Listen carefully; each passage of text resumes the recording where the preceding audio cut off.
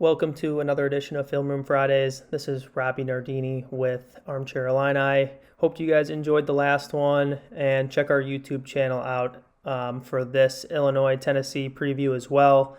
Illinois has another big one on Saturday in Nashville against Tennessee. Tennessee is not the number one team in the nation like they were last year in Champaign, but they are ranked in the top 15, so we'll have another top 15 matchup for Illinois. And there's been a lot of chatter and obviously a lot of concern with Illinois' shooting ability. All of last year, Illinois could not shoot threes, and we watched them continue to launch them. So wanted to address some shooting issues. I know against UConn, Illinois shot just 21% from three.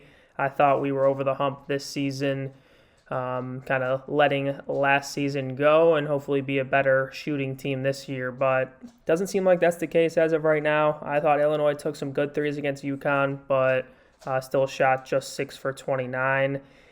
And against Tennessee, last year, it was a 66-64 win for Tennessee, a heartbreaker in Champaign. I was there in attendance, and Jordan Gainey went 94 feet to hit a game winner. But in that game, Illinois made just 4 threes, went 4 for 23, and shot 17% from three, and shot 29% from field goal range. So Illinois is going to need to shoot the ball better against a good Tennessee team. Let's dive in now and look at all of Illinois' three-pointers. Not all of them, but most of them against Tennessee. There was a lot of misses, so bear with me here. There is going to be a lot of misses, but let's get into it.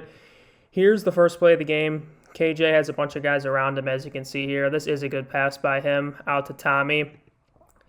Unfortunately, it is just a little bit low. Tommy was kind of standing up straight beforehand as well. He's got to be ready to shoot here. His feet aren't ready to roll. He's not ready to roll for the shot, and KJ's pass is just a little bit off. So, seems like a good three for Tommy, but misses super short because he's not ready to shoot. So that's number one miss. Always got to be ready to shoot, and, especially against a Tennessee team that flies pretty quickly on their defensive rotations, definitely got to be ready to shoot. Here's another example. We got about 7 seconds on the shot clock. Get a little high ball screen, Tommy and Kylan.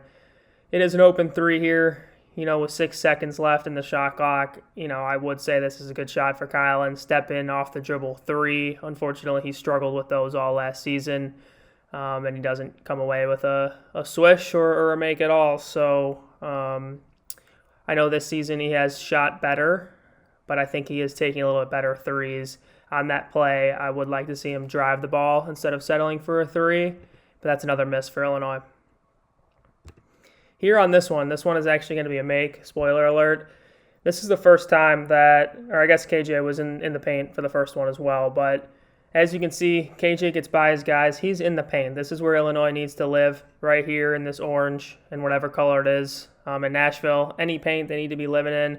These threes are going to go up, but it is a lot higher percentage of shots when Illinois gets in the paint. So here KJ gets into the paint, and Ben Humrickhouse smacks it. Easy as that. Get in the paint and good things happen. More inside-out three-pointers rather than settling for bad ones.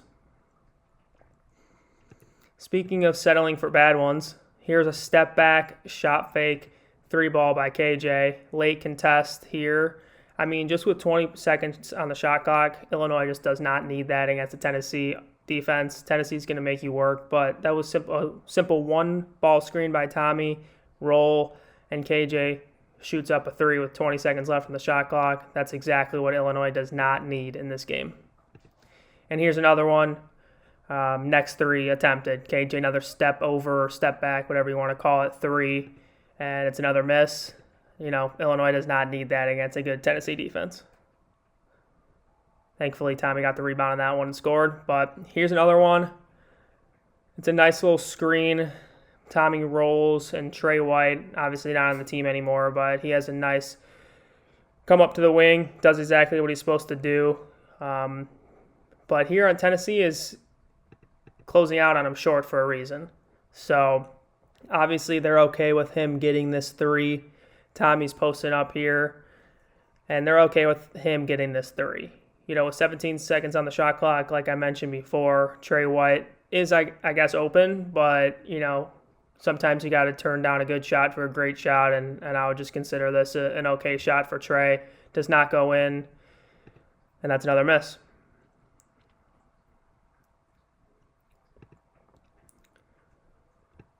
Illinois does a lot of this. Tommy, Kylan, screen. Ben is out here in the corner. He's going to come up to the wing when Tommy rolls. So this guy here has to make a decision on what he wants to do. If he wants to go with the roll or stay with Ben. That's why Ben will come up here. So if Tommy's down here, he'll be in the middle of both. So as you can see here, there's two guys on Kylan. Tommy's going to roll here. Ben's going to come up. One of them should be open, especially with Chaz Lanier not in the middle of the paint. Chooses to go with Ben. Tommy seems to be open, at least a little bit, since this is what he's supposed to do here. He's going to seal this guy since he's coming back from the ball screen, and this is a good opportunity for Ben to give it into Tommy. No reason why we shouldn't give him the ball in the post right here. He has him on his back, could easily put his right hand out and give him the ball, but instead, look at this contest. Hand is right there, not as high as the ball, but still not a great shot by Ben, and it's going to be another miss.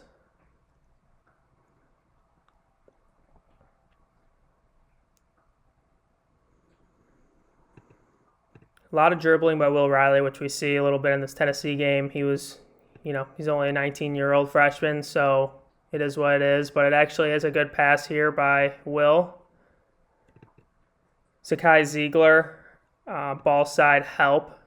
They say in college hoops that, you don't want to do this in ball side help. Leave a guy here wide open. So this actually is a pretty good three by DGL, but unfortunately it does not go in. Will Riley does a good job of getting two people on him and kicking it out. But these are the type of threes that Illinois needs. I'm totally fine with those threes in this type of game. Just got to knock them down.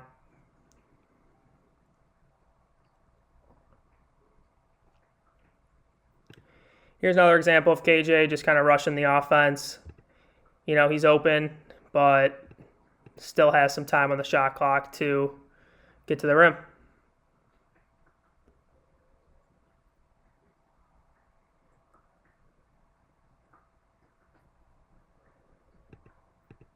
We're going to go high ball screen, middle third of the court for Will Riley, and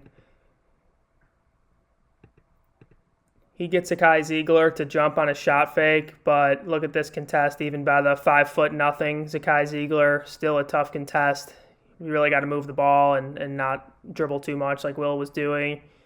He ends up, almost making it, but and Merez ends up getting the rebound. But those type of contested threes is not what this team needs.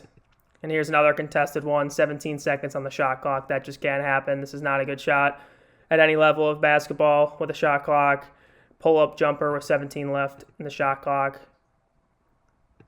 KJ ends up getting the rebound and missing it again. But this is all in the first half, so this one's at the end of the game, so can't get too mad at Will. But I still think when he catches to the top of the key, he could have an opportunity to rip drive and get to the rim and try to force Tennessee to get a foul and get Will to the free throw line. But he does settle for a deep three at the end of the half and no dice.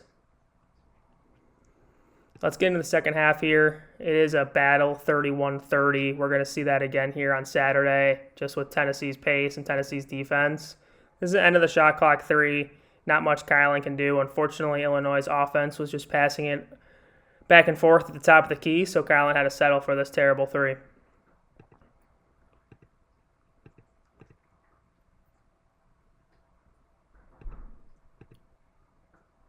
Here's another example of Tennessee making Illinois work. It is going to be important for Illinois to settle in every possession and not rush things, but also you can't let the shot clock get to 6, 5, 4 and have nothing going on. It is just passing by the three-point line and settling for a terrible three, step-in three by Ben, and that's just not going to work.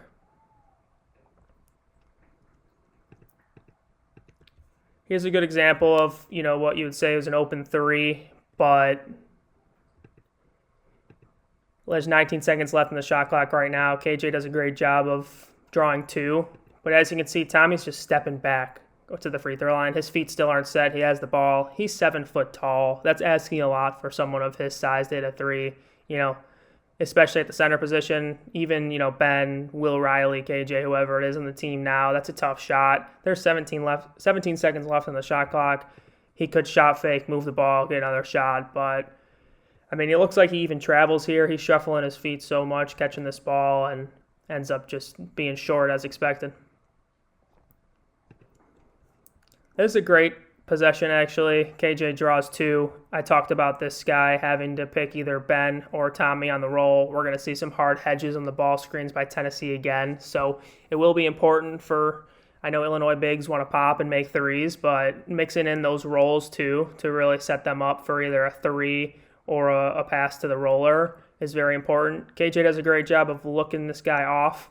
So he's staring at Tommy right now. This guy thinks Tommy is going to get the ball, but he bites for it. Instead, he gives it to Ben. This is a great pass, great shot by Ben. He really just needs to knock these down. And this is an area where I want to see Illinois really improve on, especially against a Tennessee team with a great defense. The pace has been so slow for Illinois this season. They're ranked very low in fast break points, and I want to see them get more. The advantage of getting these fast break points are, Tennessee isn't able to set up their defense. And, if you can even get 4, 5, 6, 10 points in transition, that could be the difference in the game. But here, Illinois gets the rebound. Nobody on Tennessee gets back, and Trey White has a ton of time to knock down a 3.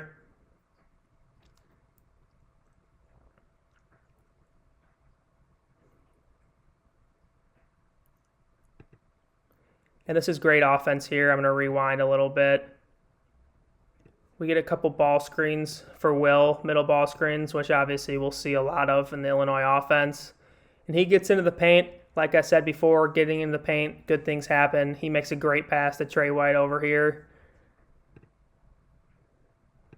Trey White makes the extra pass out to KJ because he had 3 guys on him. And KJ knocks down an and 1 3. To go up 5 against the number 1 team in the country. So getting into the paint, kicking out, those are the threes that you want to see. That's great ball movement.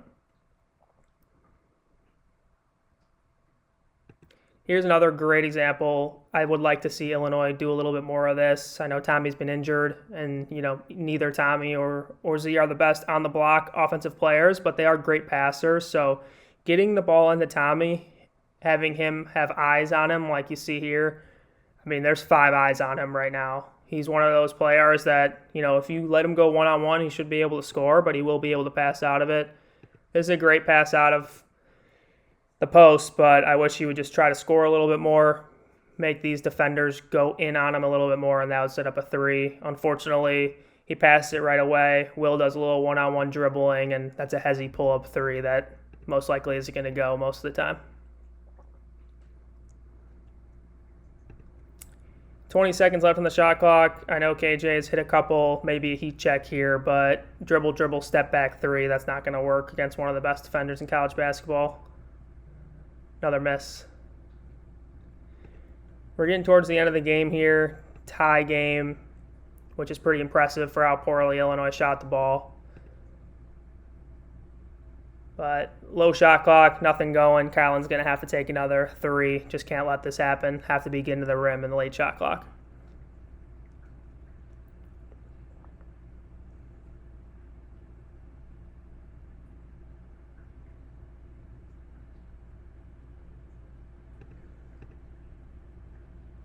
Again, late shot clock, too much dribbling, too much standing around.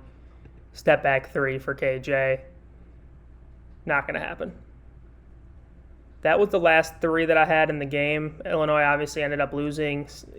Obviously a lot of these clips were maybe KJ settling, but the point is that once Illinois gets the ball into the paint or into the post into Tommy, good things usually happen, as well as getting out in transition and shooting transition 3s. So those are the things that I want to see Illinois do to shoot the ball better. Everyone talks about knocking down shots, Ben Humrickhouse, Jake Davis, knocking those shots down, but the root of the issues with this team is really just taking those ill-advised 3s. So hopefully they can shoot better in this game.